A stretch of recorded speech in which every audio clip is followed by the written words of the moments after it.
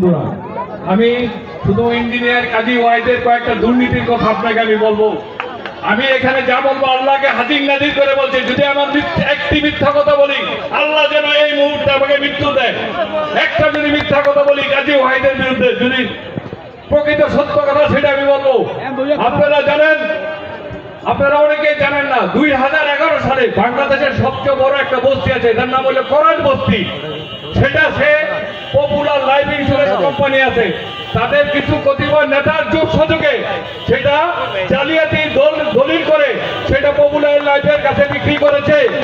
আমাদের মাঝে উপস্থিত হয়েছেন টঙ্গীবাড়ি উপজেলা আওয়ামী লীগের সংগ্রামী সাধারণ সম্পাদক মুন্টু হালদার সাহেবের সুযোগ্য ছোট ভাই জনাব হাসান কবির হালদার।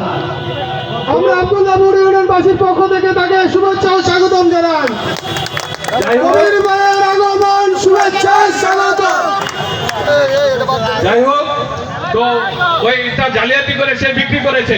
তো বিক্রি করার পরে একটা মানে অনেকে একটা ইনকাম ট্যাক্স সার্টিফিকেট লাগে, যে এতগুলি হোয়াইট মানি হঠাৎ করে ব্যাংকে আমার অ্যাকাউন্টে ঢুকলে তো আমার প্রবলেম হয়, অনেকের এটা আছে। তো আমাদের টঙ্গীবাড়ির চেয়ারম্যান আছে আমার ভাতিজা বেলায়েত হোসেন লিটন মাঝি, তো তাকে বলছে যে লিটন এটা তোর অ্যাকাউন্টে আমি ঢুকাই, তো তুই আমার টাকাটা দিয়ে দিস।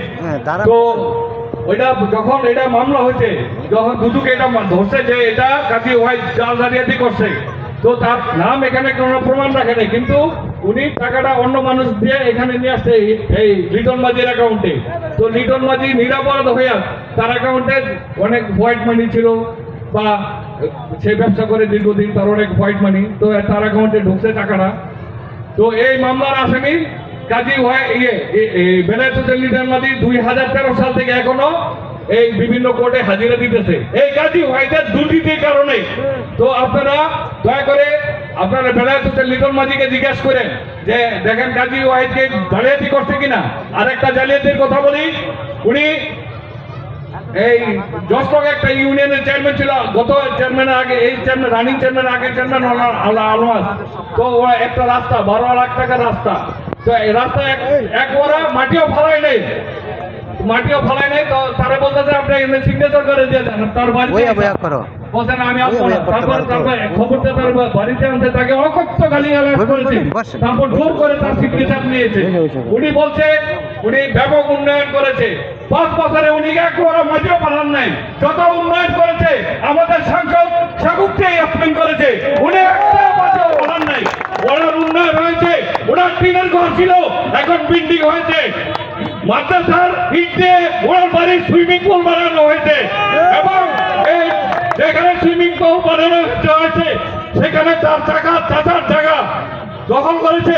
আরেকটা কথা বলি, মাইরালে একটা প্রাইমারি স্কুল আছে, সেটা সরকার একটা জায়গায় করে দিয়েছে।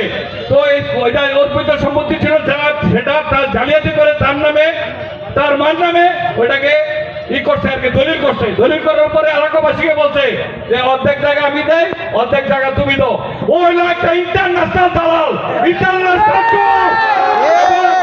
আমি একটা আরেকটা কথা বলি, ও কিন্তু টঙ্গীবাড়িতে টুপি দিয়ে ঘোরে, কুন্ডের বাজার ব্রিজের বই পার গেলে ওর মাথায় টুপি থাকে না, ও ফেরাউন হয়ে যায় ওই পার গেলে। তো যাই হোক, আমি একটা কথা বলি, ও ষড়যন্ত্রের মাধ্যমে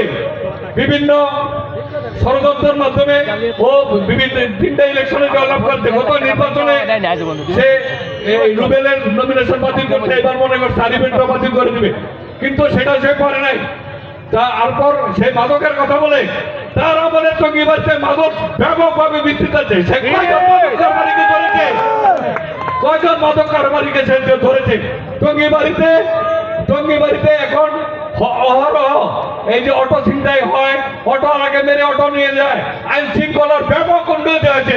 ও যদি সামনে চেয়ারম্যান হয়, এই দেশে প্রকাশ্যে ডাকাতি হবে। ওর ভাইয়া গ্রুপ আছে, একটা গ্রুপ বিভিন্ন জায়গায় শোনে না, দাদা গ্রুপ নানা গ্রুপ, ওর হইলো ভাইয়া গ্রুপ। এই ভাইয়া গ্রুপ রাইতে ডাকাতি করে। যাই হোক, আপনারা আগামী 21 তারিখে আরিফকে হেলিকপ্টার মার্গে ভোট দিয়ে জয়যুক্ত করবেন, এই প্রত্যাশা ব্যক্ত করছি। আসসালামু আলাইকুম।